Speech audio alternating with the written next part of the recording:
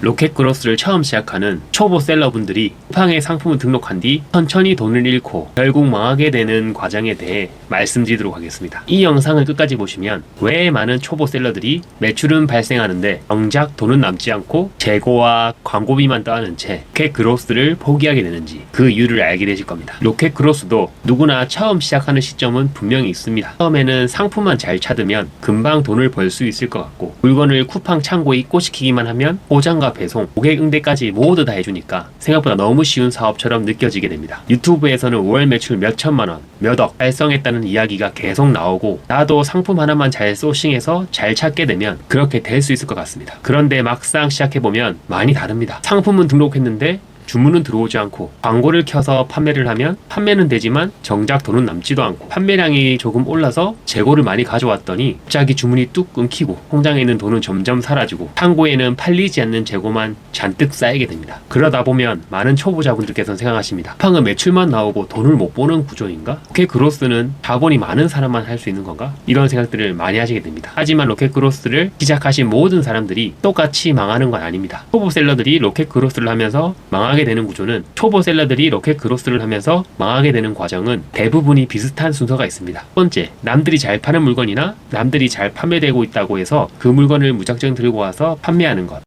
두 번째, 초반에 운 좋게 발생한 매출이 자신의 실력이라고 착각하는 것. 세 번째, 매출을 더 늘리기 위해 신상을 무리하게 런칭하거나 재고를 많이 산다는 것. 네 번째, 내가 소싱한 상품에 정확한 마진 계산도 없이 광고만 계속 태워서 판매하는 것. 다섯 번째, 판매가 꺾이기 시작했는데 대응하지 못하고 재고와 비용만 남긴 채 포기하는 것. 지금부터 방금 말씀드린 초보 셀러들이 쿠팡 로켓그로스에서 망하게 되는 과정을 하나하나씩 설명해 드리도록 하겠습니다. 첫 번째, 남들이 잘 파는 물건 혹은 남이 잘 팔린다고 하는 물건을 소싱한 경우, 보통 처음에는 어떤 상품을 판매해야 될지 모르니까 주위에서 잘 팔린다는 물건이나 리뷰가 많고 잘 팔리는 상품부터 찾게 됩니다. 그리고 비슷한 물건을 가져와서 조금만 싸게 팔면 무조건 잘 팔리고 나도 주문이 많이 들어올 것이라고 착각하게 됩니다. 하지만 상품과 구성은 똑같은데 내 상품에는 리뷰가 없다면 고객이 굳이 제 상품을 선택할 이유가 없습니다. 결국 가격을 내리고 싸게 팔기 시작하고 쿠폰과 광고비까지 사용하면서 마진은 점점 더 줄어들기 시작합니다. 쿠팡에서 잘 파는 상품을 찾는 거는 맞습니다. 다만 그 상품을 똑같이 복사해서 판매하는 게 아니라, 판매자가, 잘 파는 판매자가 왜 이 상품을 골랐는지, 어떤 고객을 공략했는지, 왜 이런 구성과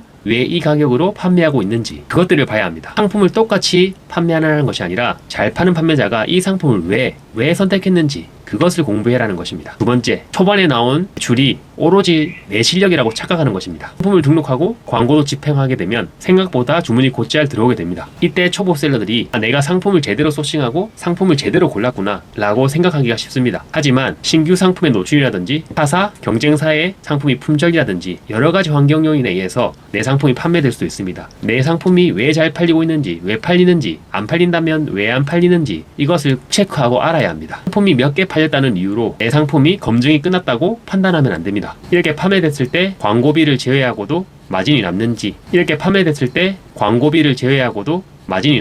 자연 판매는 얼마나 발생하고 있는지, 판매량이 꾸준히 발생하게 되는지, 그것들을 꾸준하게 확인하셔야 됩니다. 세 번째, 상품이 잘 팔린다고 무작정 재고를 많이 들고 오거나 나의 재정에 맞지 않게 신상품을 막 늘리는 것입니다. 초반에 잘 판매하게 되면 무리하게 품절이 날까봐 재고를 막 채우게 됩니다. 그리고 이 상품이 잘 팔리니 비슷한 같은 카테고리의 상품을 막 추가로 소싱하게 됩니다. 이렇게 상품이 많아지면 매출도 똑같이 그대로 늘어날 것이라고 착각하게 됩니다. 하지만 상품이 늘어나면 재고와 광고비, 보관 비용도 함께 늘어나게 됩니다. 초보자 같은 경우에는 한 상품 심혈을 기울여서 소싱하셔야 됩니다. 이렇게 쿠팡에서는 매출은 일어나는데 실제 현금은 이렇게 판매하시다가 판매량이 조금이라도 떨어지게 되면 운영 자금이 바로 부족하게 됩니다. 초보자 같은 경우에는 처음에는 반드시 소량으로 테스트를 하시고 쿠팡에서의 판매되는 판매 속도, 그리고 광고 효율, 이런 것들을 단계적으로 확인하시고 꼭 추가 재고를 들고 오셔야 됩니다. 충분한 나의 제품의 검증을 통해서 확신이 있을 때 대량으로 재고를 넣으시는 걸 추천드립니다. 네 번째, 내가 판매하고 있는 상품에 정확한 마진을 계산하지도 않고 무작정 광고비만 쓰는 겁니다. 판매가 줄어들면 광고가 부족해서 그렇게 생각하시고 무작정 광고비만 계속 쓰는 분들이 계십니다. 이렇게 광고비만 지출하게 되고 이렇게 광고 매출이 난다고 하더라도 수익이 남는 건 절대 아닙니다. 상품의 원가, 판매 수수료, 입출고비,